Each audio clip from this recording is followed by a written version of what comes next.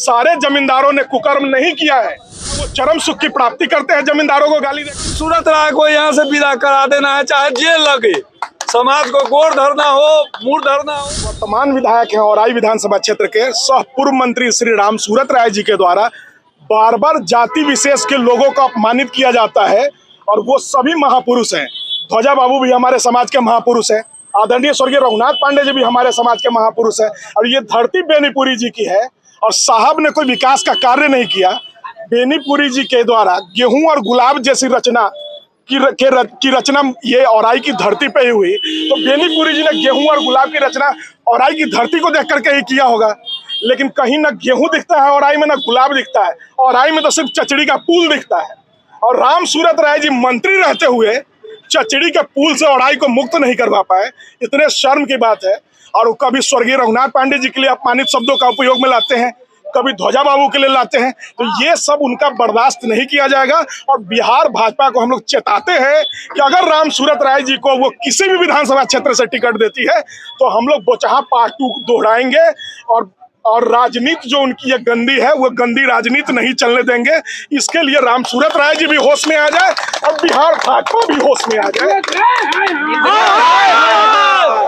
साहब विधायक इतने लंबे समय से हैं, मंत्री रह गए, लेकिन होशो हवास में रहते हैं, और जमींदार और माफियाओं में उनको अंतर समझ में आता है।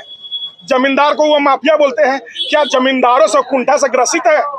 क्या वो चरम सुख की प्राप्ति करते हैं जमींदारों को गाली दे करके?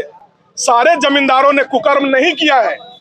जमींदारी प्रथा जब हटी, उस वक्त जमींदारी प्रथा जब खत्म कर दी गई, तो फिर कहां से जमींदार का नाम वो लाते हैं? और उनके द्वारा जो किया गया कार्य था मंत्री रहते हुए, वर्तमान मुख्यमंत्री श्री नीतीश कुमार जी ने उनके ट्रांसफर पोस्टिंग को रद्द करने का काम किया। चूंकि सीएम हाउस में ये खबर था कि राम सूरत राय जी ने मोटे पैसे की उगाही अपने विभाग में की है, तो माननीय मुख्यमंत्री जी ने उसको रद्द करने का काम किया। तो कैसे बिहार भाजपा वैसे व्यक्ति पे भरोसा कर रही है? क्या रणनीति होगा इसको लेकर? उनके बोलने से क्या दिक्कत है आपको? उनके बोलने से हम लोग को कोई दिक्कत नहीं है।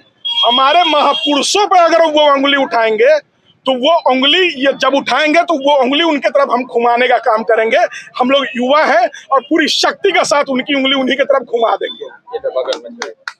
तब क्या कहिएगा सचिव जी, आप तो चुनाव भी औराई से लड़े हुए हैं, इस ढंग का विरोध हो रहा है, क्या कहिएगा? विरोध हो रहा है। विधायक है सो बहुत ही घटिया प्रवृत्ति का आदमी है। औराई में आज तक ऐसा घटिया विधायक हुआ ही नहीं जिसका विचार ही बहुत गंदा है।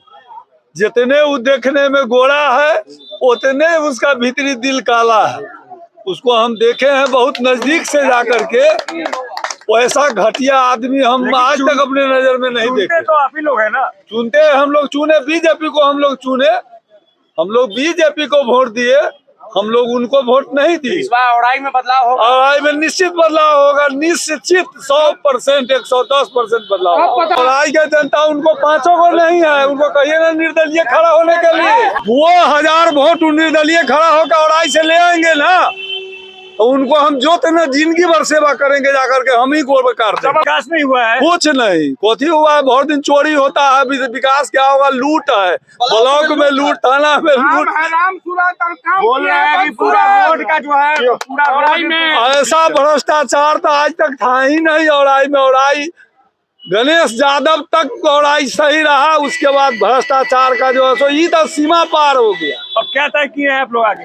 राम सूरत राय को यहाँ से विदा करा देना है, चाहे जेल लगे, समाज को गोड़ धरना हो, मुड़ धरना हो, सारे जनता को समझा के बुझा के गोड़ धर के उनको यहाँ से विदा करा देना है।